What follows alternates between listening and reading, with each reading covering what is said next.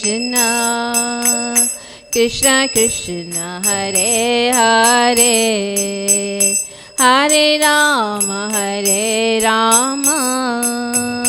Rama Rama, Hare Hare.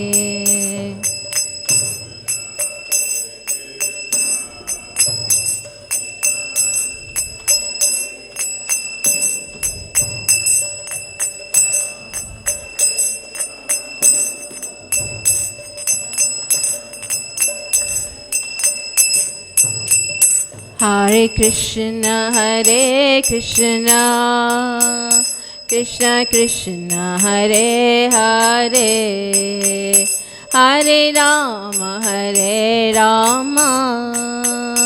Rama Rama, Hare Hare.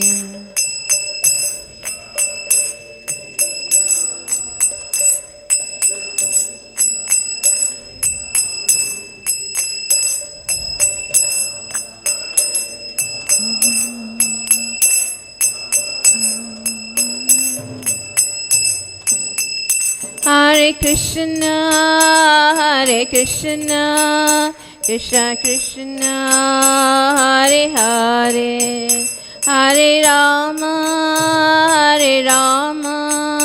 Rama Rama, Hare Hare.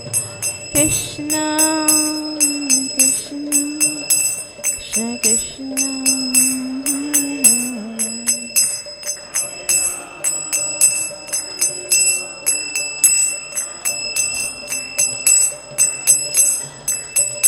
Hare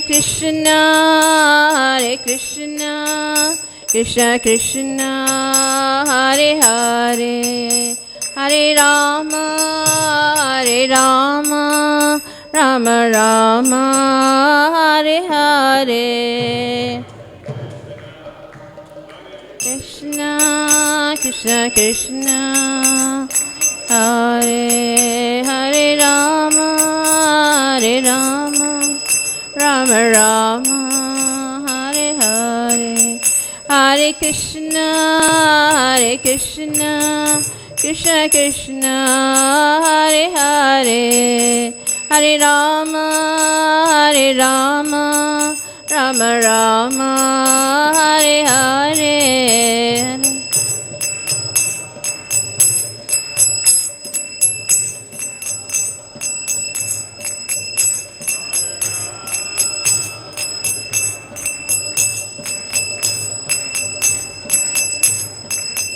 Jai Radha Radha Natha Radha Radha Natha Radhe.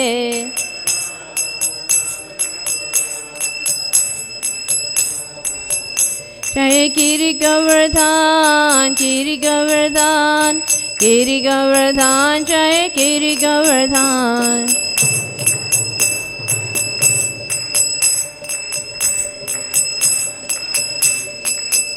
Jaya Gauranitai, Gauranitai, Gauranitai, Jaya Gauranitai.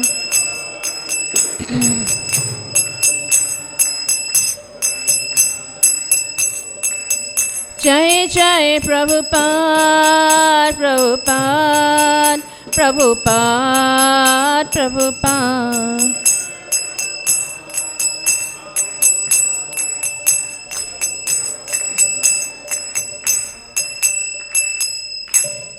Srila Prabhupada ki jai. Jai Om Vishnu Pada Paramhamsa Privaracharya Aswatasthara Srila A.C. Bhaktivedanta Swami Prabhupada ki jai. Jai Om Vishnu Pada Paramhamsa Privaracharya Aswatasthara Srila Bhaktisanta Saraswati Maharaj ki jai. Ananta Koti Vaishnavrinda ki jai. Namacharya Srila Haridas Thakur ki jai. Prem Se Kaho Shri Krishna Chaitanya Prabhu Nityananda Sri Advaita Gadadhara Shiva Sari Gaura Bhaktivinoda ki jai. Shri Radha Radhanath ki jai. Shriman Mahaprabhu ki jai. Shri Giri Raj Govardhan ki jai. Srila Prabhupada ki jai. Go Premanande Hari Hari Bol. All glories to the assembled devotees. All glories to the assembled devotees. All glories to the assembled devotees. All glories to Shri Guru and Shri Gauranga. All glories to Srila Prabhupada. Nama Om Vishnupadaya Krishna Prasthaya Bhutale Shrimati Indradumna Swami Namane. Nama Om Vishnupadaya Krishna Prasthaya Bhutale Shrimati Bhaktivedanta Swami Namane. Namaste Saraswati Devi Gauravani Charine Nirvishesha Shunyavadi Paschata Destarine. So today we're going to read from Sri Isopanisad. Om Namo Bhagavate Vasudevaya. Om Namo Bhagavate Vasudevaya. Om Namo Bhagavate Vasudevaya.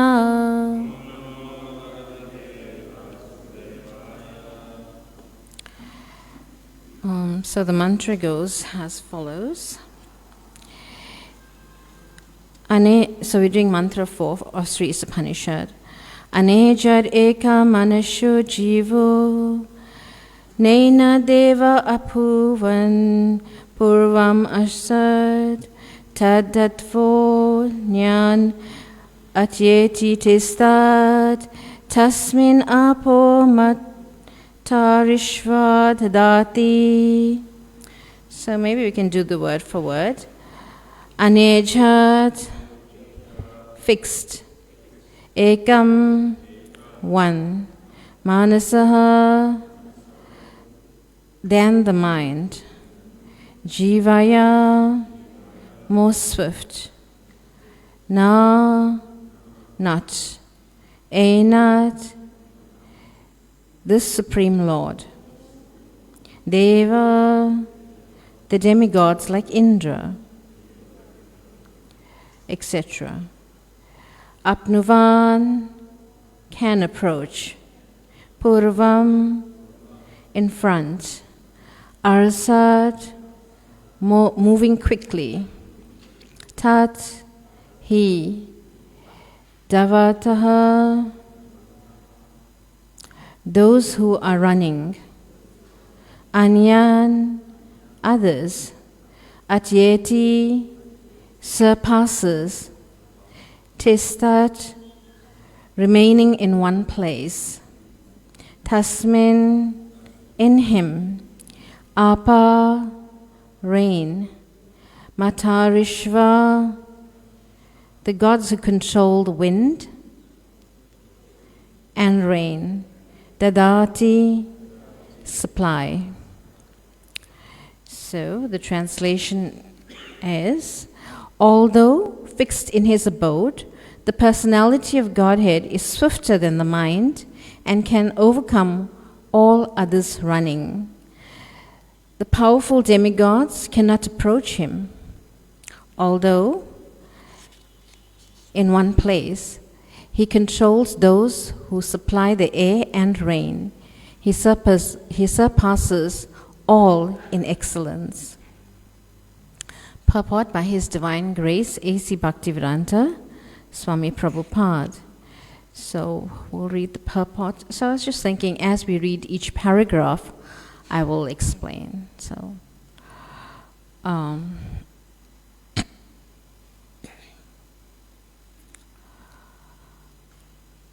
Jnana Timirantasya Gyananjana Shalakaya Chakshurunmilitam Yena Tasmai Shri Gurave Namaha.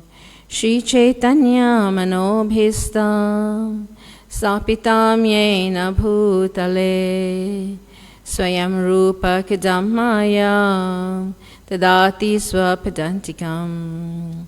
He Krishna Karuna Sindhu Dinabandhu Jagatpate Gopesha Gopeka Kanta Radha Kanta Namostate Tapta Kanchana Gaurangi Radhe Vrindavaneshwari Vrishabhanu Sute Devi Pranamami Hari Priye Vanchakalpatarubhescha Kripa Sindhubhyevacha Patitanam Pavinibhyo Vaishnavebhyo Namo Namaha.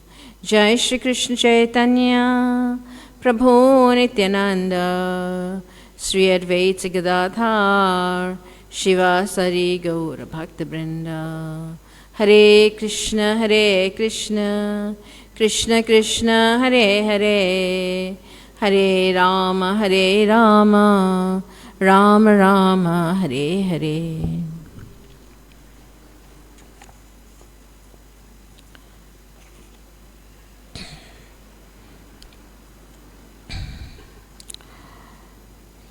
So we see in the Sri Isopanisad, the Lord is explaining about himself. And here the subject matter is the absolute truth. And so I thought we'll read the purport and just explain certain aspects of it. Through mental speculation, even the greatest philosopher cannot know the Supreme Lord, who is the absolute personality of Godhead. He can be known only by his devotees through his mercy. In the Bhagavad Gita, Brahma Samhita 5:34, it is stated that even a non-devotee philosopher travels through space at the speed of the wind or the mind for hundreds of millions of years, he still will find the absolute truth is far, far away from him. The Brahma Samhita 3:37 further describes that the absolute personality of Godhead has his transcendental abode known as Goloka, where he remains and engages in his pastimes. Yet, by his inconceivable potencies, he can simultaneously reach every part of his creative energy. In the Vishnu Purana, his potencies are compared to the heat and light that emanate from a fire. Although situated in one place, a fire can distribute its light and heat for some distance. Similarly, the absolute personality of Godhead, although fixed in his transcendental abode, can diffuse his different energies everywhere. So here we see that although Krishna is situated in Golok Vrindavan, right? But he diffuses his energy everywhere in this material creation. And it is said that Krishna is in everyone's heart, as Kshirodakshai Vishnu, and he permeates everything. He's in every atom and he's in between every atom. And in this way, he's basically everywhere, right? In matter, in all the things around us. This world is made of matter anyway, so he's everywhere. So, and this is how he pervades the entire creation. Now, it is the analogy that's given is as an engineer, the chief engineer of a construction, he's not personally constructing the building or whatever, whatever he's meant to construct, but he knows every nook and corner of it because he is the chief engineer. So this analogy is given. So so similarly, Krishna, although in his transcendental abode, he knows everything that's going on in this material creation. The next paragraph. Although his energies are innumerable, they can be divided into three principal categories: the internal potency, the marginal potency, and the external potency. There are hundreds and millions of subheadings for each of these categories.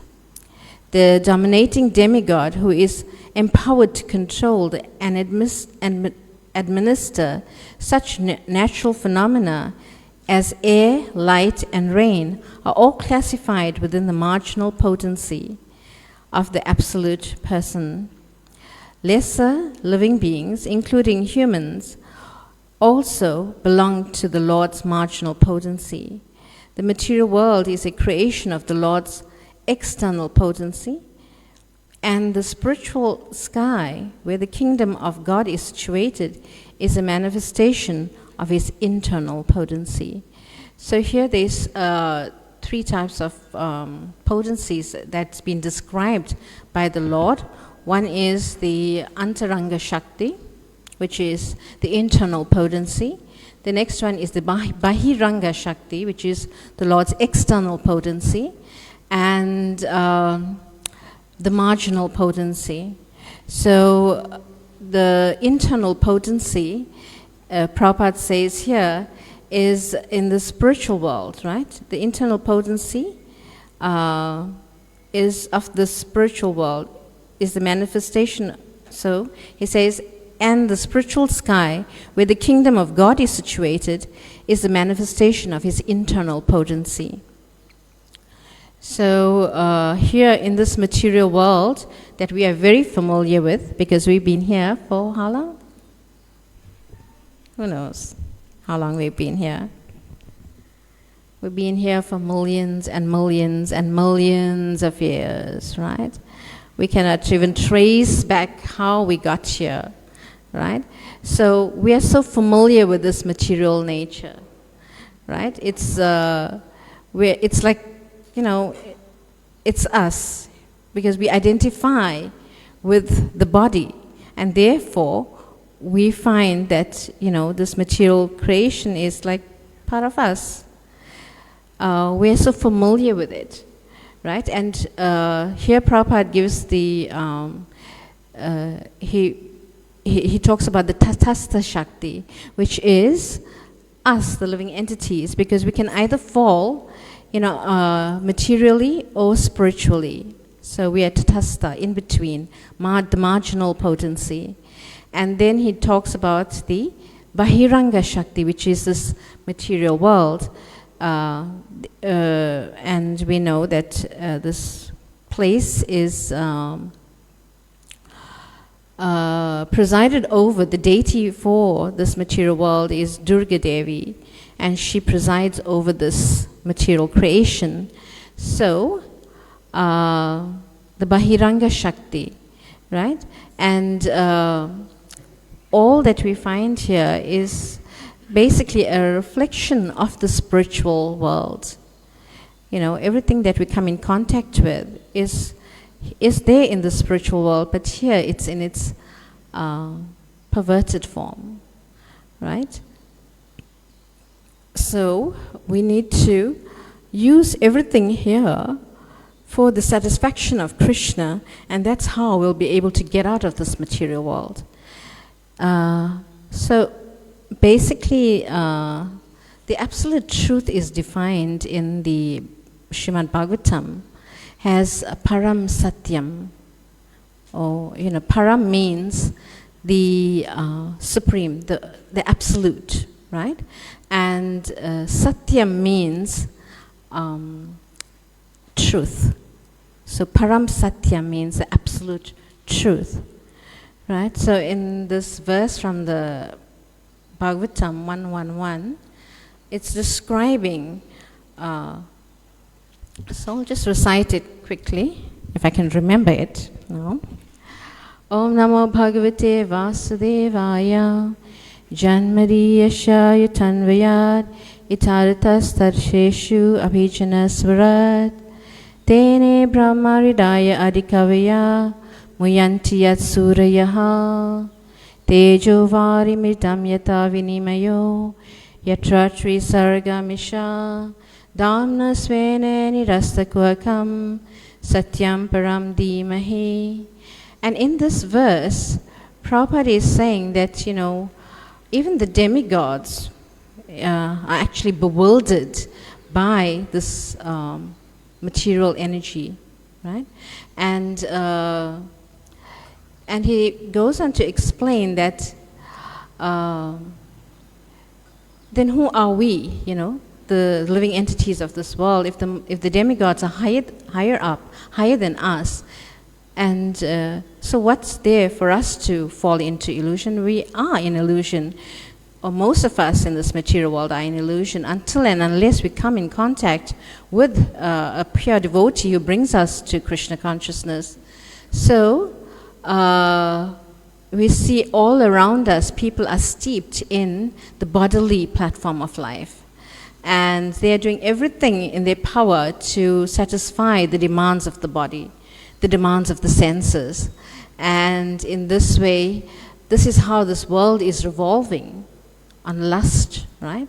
They want, it's always, I want this, I want that. And when they come to God and they pray to God, please give me this and give me that, right? What's the famous amenities that people ask for in the material world? Like Parthasarati Maharaj or Bhakti Chaitanya Swami would say, give me a house by the sea and a color TV. Right? Om Jai Jagadishare. So people come like this with their material desires to ask God for things, amenities, or they want assets. So like this. So then, initially when we come to Krishna consciousness, we come with these desires in mind, right? We either distress, we come here when we are distressed, desiring wealth. What's the other two? Curiosity. Very good. So in this way we come to Krishna and we ask for all of these things. But in the Bhagavatam, the second verse, Prabhupada says this is cheating religion. Most of religion is actually situated on the bodily platform. Give me this and give me that. They go to church, mosque, and temple and pray to God. Give me this, give me that. So these things that we get from the Lord will actually keep us bound here, right? Dharma projita ketevatra, nirma saranam satam. So we actually gonna stay here longer by asking these things from God, from Krishna. And we're gonna remain in this material world. So we need to get out of this material world. And how do we do that? By praying to the absolute truth, Krishna, to my dear Lord, I don't want anything from you. I want to serve you the way you want to be served.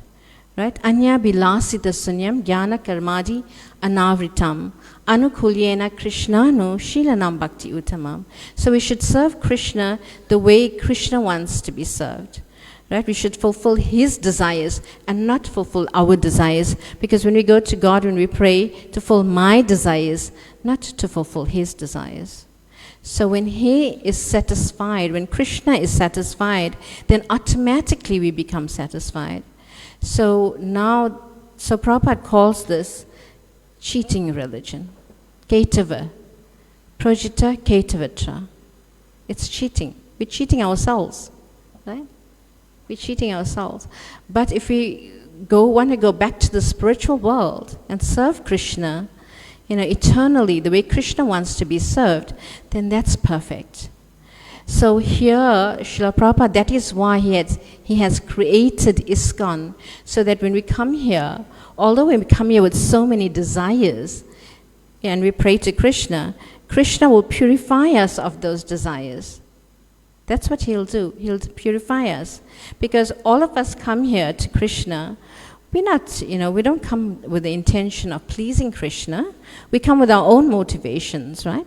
With our own motives, we come to Krishna.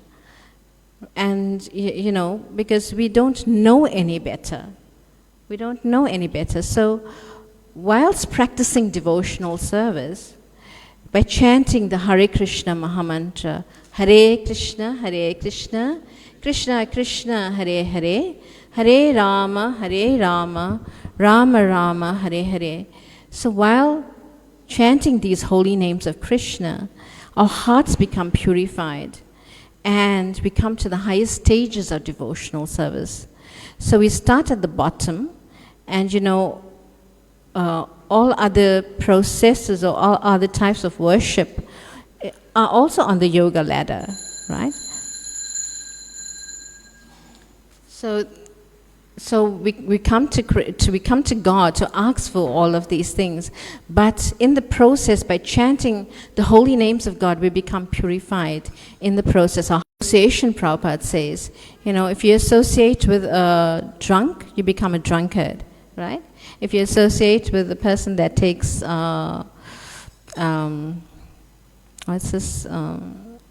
drugs, right? You become a drug addict. So, but like this, when you associate with Mahatmas or you associate with pure devotees, you become a pure devotee. So this is how easy this process is. But what we have to do is take full advantage of it. Right? We have to take full advantage of this process. Prabhupada has given us everything. All we need to do is just apply it in our lives. And when we apply it in our lives, then we have realizations. Right? And when we have realization, then we actually meant to grow from that spiritually.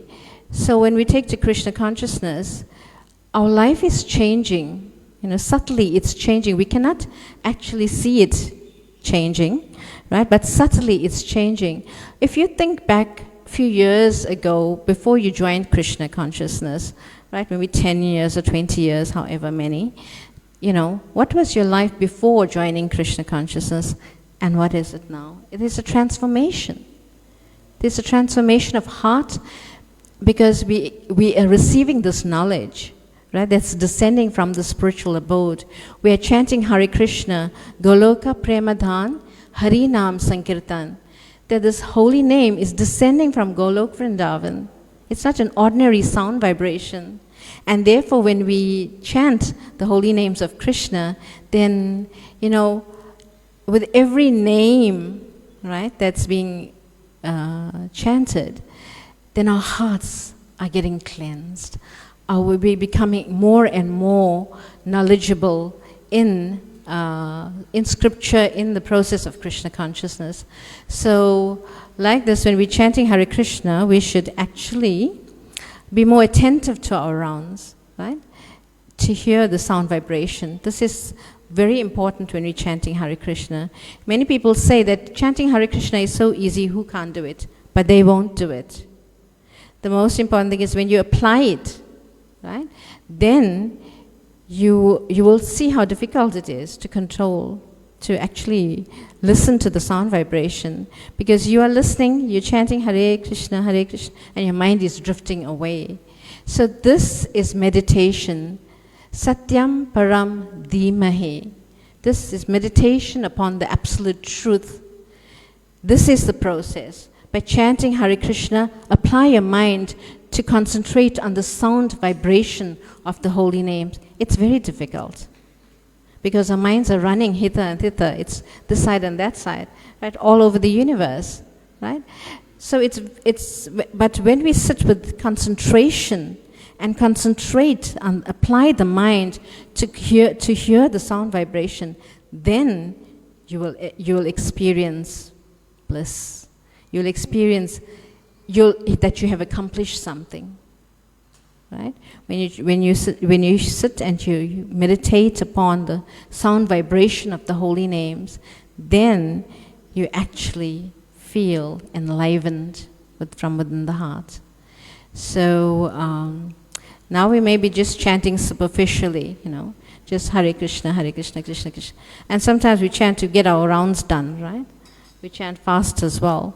But actually, this is very true. And sometimes while driving we chant, right? And sometimes I know devotees while cooking they're chanting Hare Krishna. While doing other things you're chanting Hare Krishna.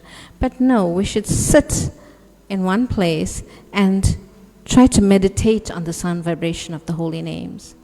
So this, the first verse of the Srimad Bhagavatam defines the absolute truth. And this word Dhimahi is actually is very important in that it's giving us, it's very high. It's in one sense, it's likened to the Gayatri mantra. It is the Gayatri mantra, Dhimahi. So it's a very exalted position for a devotee to actually sit and chant peacefully and listen to the sound vibration of the holy name. This is the highest this is the highest process in Krishna consciousness, is to chant the holy names. And that it's in itself, because when you chant Hare Krishna, the the whole spiritual world descends before you. Right? And you're meant to concentrate on Krishna, who is in the spiritual world. And what's happening in the spiritual world? Anyone can tell me? What's going on in the spiritual world?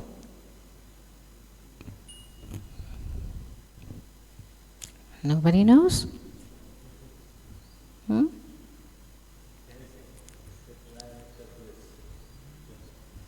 Sorry, I didn't hear that. Joy, nectar, bliss. Yes. What else? What do the devotees do there?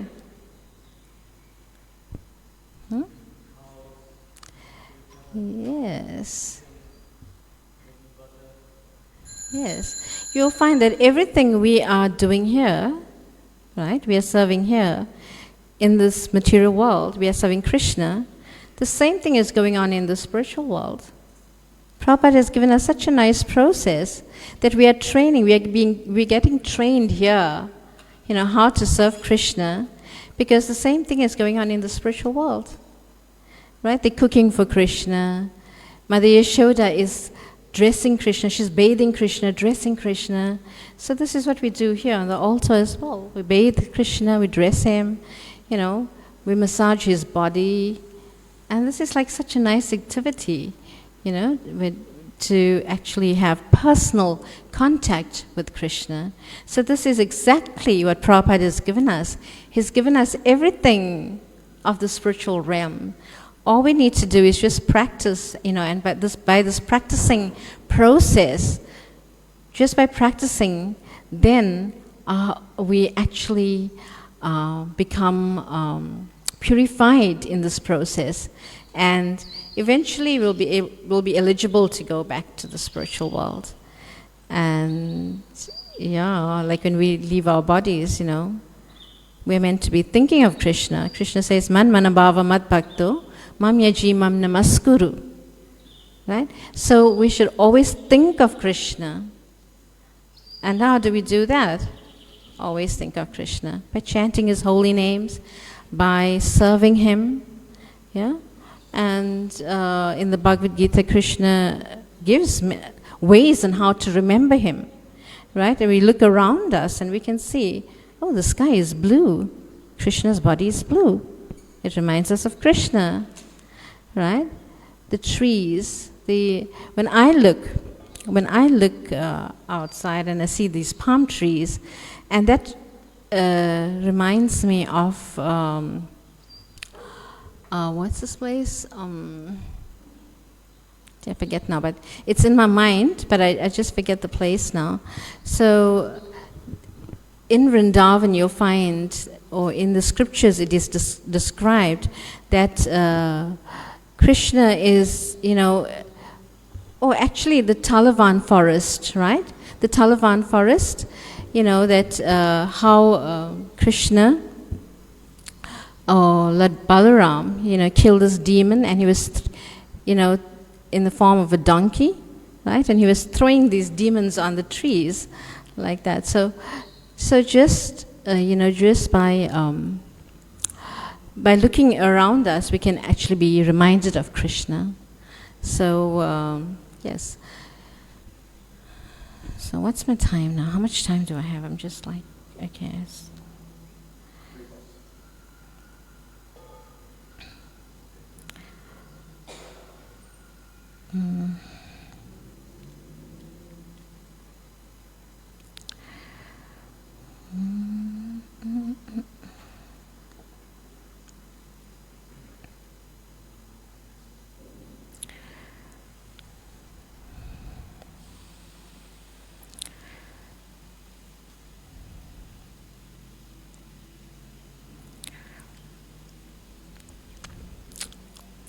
Yes, so devotees, we are not meant to remain in this material world. We are meant to actually get out of here, right? Get out of this material world and, not remain in this bodily concept of life. We are, even as devotees, as practicing devotees, we are still, on the bodily platform of life. When we fall sick, right? If you fall sick, and the body cannot do, maybe cannot serve Krishna, like that. So, you know, we need this body to serve Krishna, but when we fall ill, then we cannot serve Krishna. So in this way, you know, we identify with the body that, you know, I'm sick, I cannot serve. So we need to get to purify our hearts so much so that even if we're sick, you know, we must be able to serve Krishna to the best of our ability. And not, you know, serving Krishna does not mean doing something physical. We can serve Krishna by thinking of him, and we can read, we can chant our rounds, and you know, in this way, don't let the body overtake our, you know, our ability to serve Krishna. So we can think of Krishna, we can chant Hare Krishna, we can think of the pastimes of Krishna in this way. So in that way, this is how we can actually be more Krishna conscious when we are ill. So we should not think that, you know, if I'm sick, I cannot serve the Supreme Personality of Godhead. No, there's always opportunities to serve the Lord, right? So I think I'll stop here. And if anyone has any comments or you want to contribute to this class, you're most welcome to. Hare Krishna. The mic. Wait for the mic. Hare Krishna. Hare Krishna, Mataji. Just on the topic of what types of activities we are doing in the spiritual world, just a little comment on that. Mm-hmm. It depends on one's particular service to Krishna. So everyone will be doing their own individual services. Not everyone will be rubbing Krishna's feet. Some will be playing with his hair, all of those different activities. So I think it's relative to one's particular service. That's all. Yes. Hare Krishna. So that's very true. We have 5 types of different rasas, right? Or mellows that we can serve Krishna with, right? And what are those 5 types of rasas? Yes, Prabhu? Sorry, one is? Madhurya, yes, conjugal love. Next is? Vatsalya, parental. Next? Dasyam, servitorship. Next? Sakyam, friendship. So yes, in the spiritual world we have these 5 types of rasas, right, that Prabhu was talking about. And we have relationships with Krishna in different ways, right? The cowherd boys are in friendship and they're always playing. And, you know, when Krishna loses, Krishna's team loses, then he has to carry the cowherd boys on his back, right? So this is the supreme absolute truth. And he's carrying the cowherd boys on his back. So, you know, so this is what we meant to come to, this high level of Krishna consciousness that will actually develop our love so much so that, you know, that Krishna actually becomes subordinate to us. That our love for Krishna is greater than Krishna. Because Krishna becomes purchased by this love that the devotees have for him. And especially we just celebrated Radha Astami, and we see how, you know, Krishna is like, becomes so subordinate to Radharani, because her love supersedes, you know, anything, any love in the spiritual world. It supersedes everything. So yes, so Krishna becomes subordinate to the devotee. So the gopis of Krishna, they possess this highest love for the Lord, that, you know, they can chastise him. Right? Radharani is always in her man and she's always chastising Krishna. Why are you late? Right? So In this way, there's 5 different rasas. So the conjugal love, the friendship, and then we spoke about the Vatsalya, where Mother Yashoda, she is, dressing Krishna and cooking for Krishna, and all the residents of Vrindavan are actually waiting. When Krishna goes to the forest, they all are waiting. When is he going to come back? Because the gopis, they say that a moment actually seems like 12 years without you. So they are all waiting for Krishna. And when Krishna is coming, there's like a dust in the distance, and they can see all the cows are actually raising the dust with their feet, and then they know that Krishna is coming. So they all go onto the rooftops, and in this way they have a festival for their eyes, a feast for their eyes, when Krishna is approaching. So also recently in the Srimad Bhagavatam, Bhakti Chaitanya Swami was doing the 11th chapter, where it speaks about the gopis, at least the residents of Dwaraka.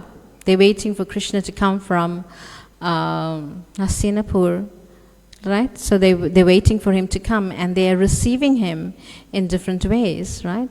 So there's different personalities that were there, that were actually having these thoughts when they saw Krishna. They actually receiving Krishna in different ways.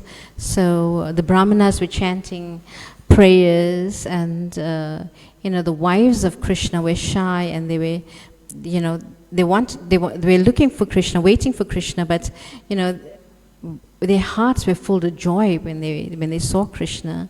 So, and then there were these prostitutes that were, coming in their vehicles and were coming to receive Krishna. So these different people were there, and they were waiting for Krishna to approach. Okay, so thank you very much, Prabhu, for that and for that question, and basically a comment, because it opened up the whole spiritual world for us, right? Thank you. Anything else? Yes, Ganga Mata.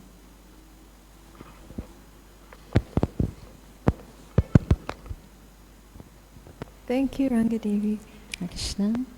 I was just thinking on the last point that you made, that although sometimes health is a challenge, we can try to become transcendental to how different difficulties. I was thinking about how our spiritual masters are such perfect examples of that. Like we can see my Guru Maharaj, he doesn't have good health, but his enthusiasm to serve was never diminished by that. Never. And Bhakti Chaitanya Maharaj, he's going through so many health difficulties, but every day, without fail, he's giving class. He's writing emails, he's responding to his disciples, and he's taking care of so many people in so many ways. And it's just so inspiring to see that although there are so many health difficulties, there's so much enthusiasm to serve. And on the one hand, my Guru Maharaj explained to me that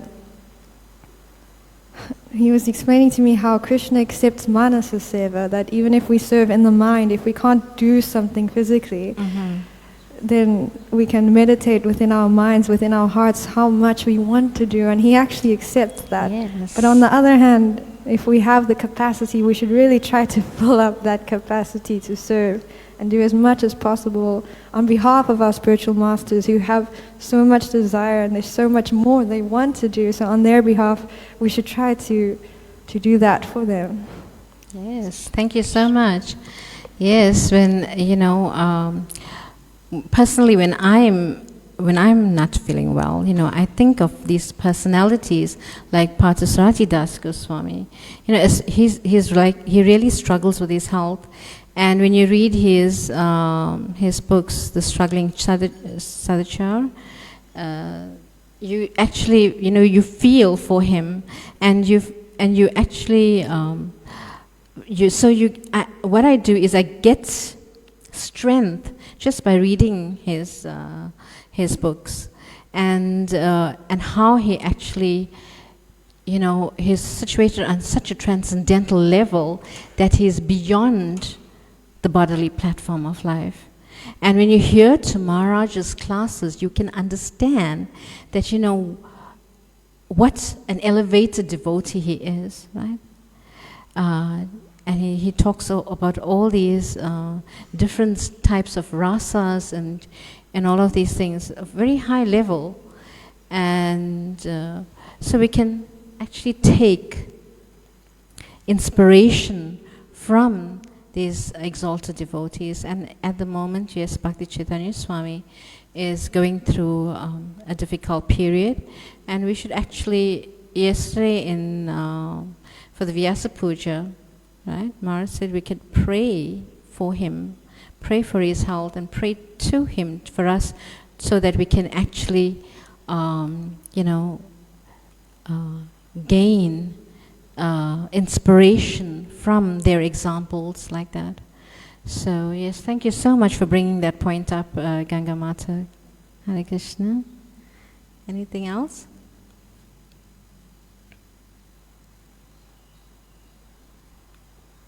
Raghunath Bhatta, Prabhu?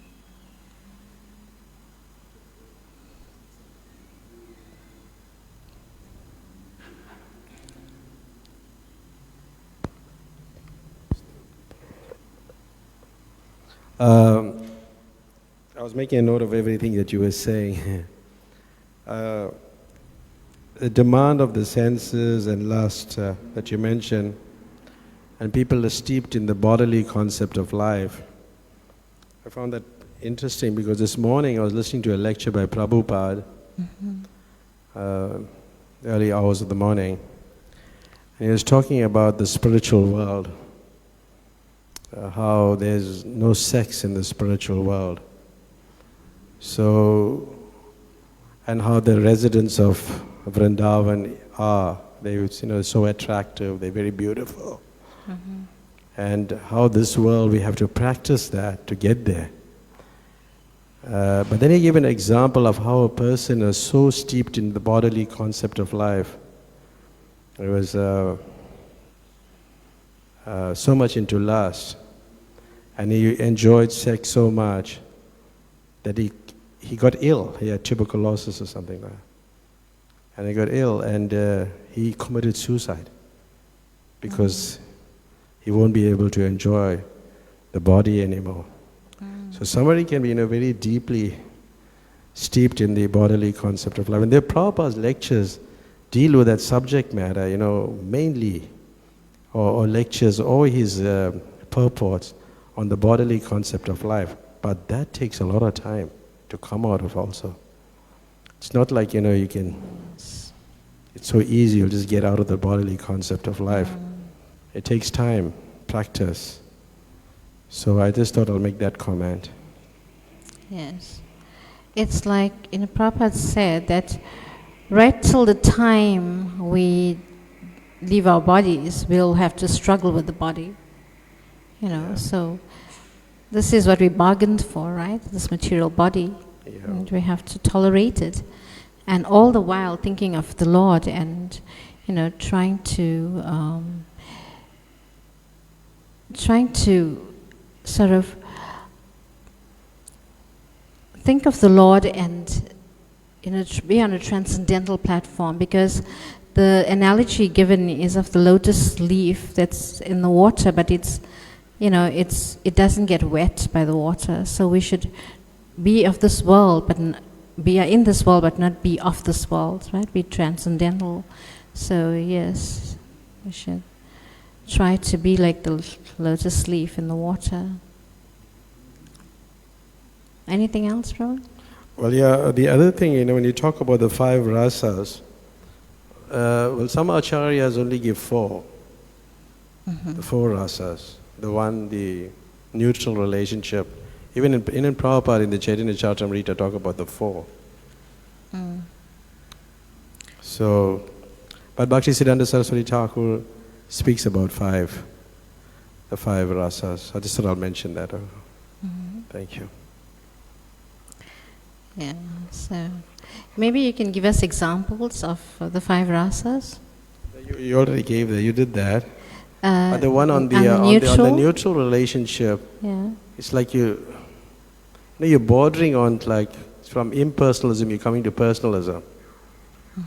It's like, but but Bhaktisiddhanta Saraswati talk about the these trees, the cows, in the Nectar of Instruction, the neutral relationship. Okay. So he talks about that in there, and just like like for Krishna to take to take like the trees provide shade for him. Krishna has to go and sit under the tree. So that relationship is like, it's the effort of Krishna also. So it's like a neutral relationship. Therefore, some of the acharyas leave them out. And then, like the cows, like they also in that. But still, some acharyas says they're in parental relationship. Because cows are considered to be the mother. It's in Vatsalya Ras. Like that, yeah. So there's different understandings about it. Hare Krishna. Hare Krishna. Thank you so much for that, Prabhu. Srila Prabhupada ki jai. Go Premanande. Hari Hari Bol.